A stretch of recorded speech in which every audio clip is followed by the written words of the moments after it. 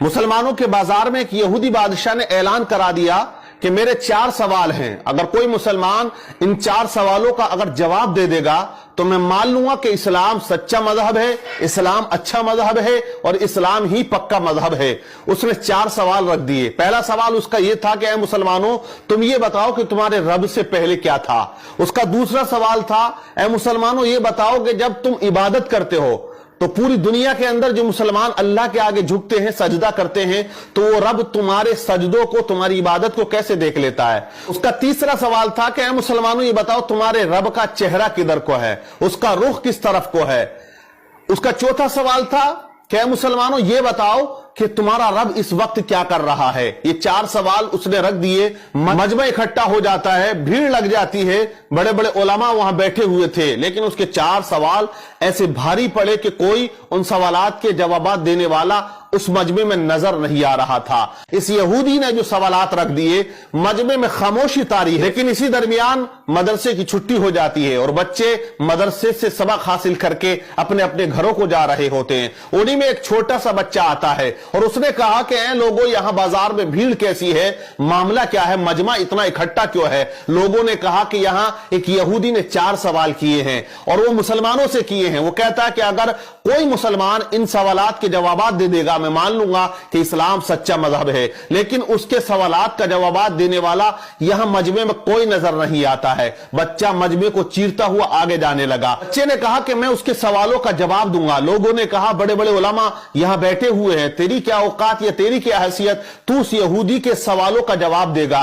बच्चा मजमे को चीरता हुआ, मेहनत करता हुआ आगे जाता है और उसी यहूदी के सामने जाके खड़ा हो जाता है जो ऊंचे तख्त पर कुर्सी लगा के बैठा हुआ था। यहूदी से बच्चे ने कहा कि यहूदी तू अपने सवाल बता, मैं तेरे सवालों का जवाब दूंगा। यहूदी हंसने लगा, कहने लगा, इतने बड़े बड़े उलमा यहां तशरीफ रखते हैं, लेकिन तू क्या जवाब देगा मेरे सवालों का।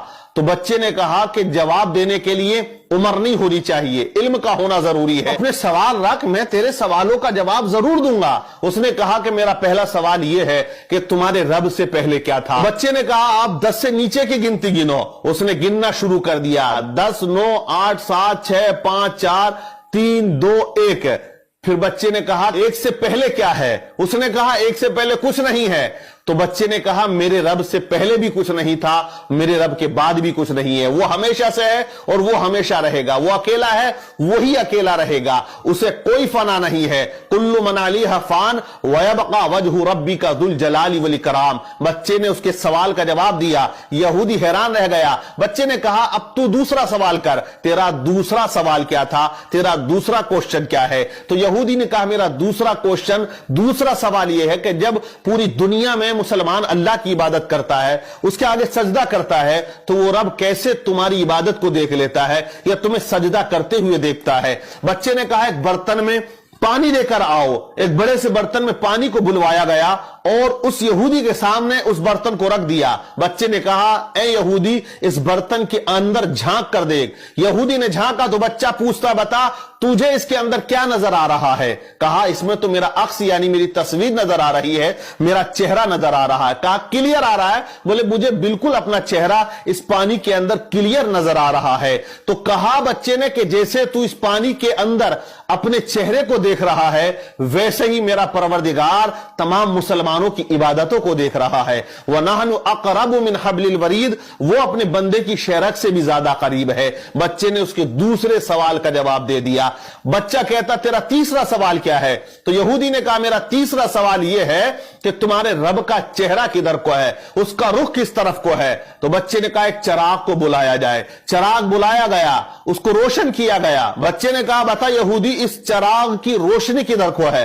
तो उसने कहा इसकी रोशनी तो चारों तरफ को है। बच्चे ने कहा कि जब इस छोटे से चिराग की रोशनी चारों तरफ है, मेरा रब तो बहुत बड़ा नूर है। अल्लाह नूरुस समावाति वल अर्द, अल्लाह से बड़ा कोई नूर नहीं और वो हर जगह मौजूद है।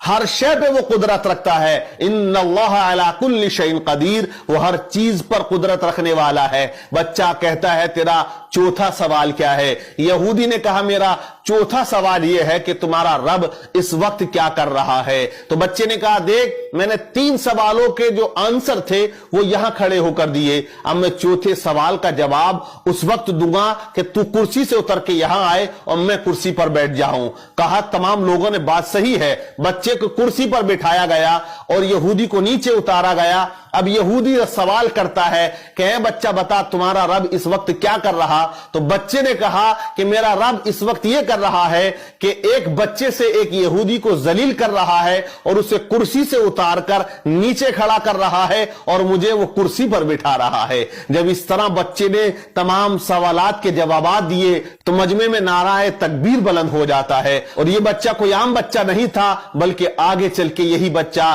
امام اعظم ابو حنیفہ رضی اللہ تعالی عنہ کے نام سے جانا اور پہچانا جاتا ہے, جو آج مسلمان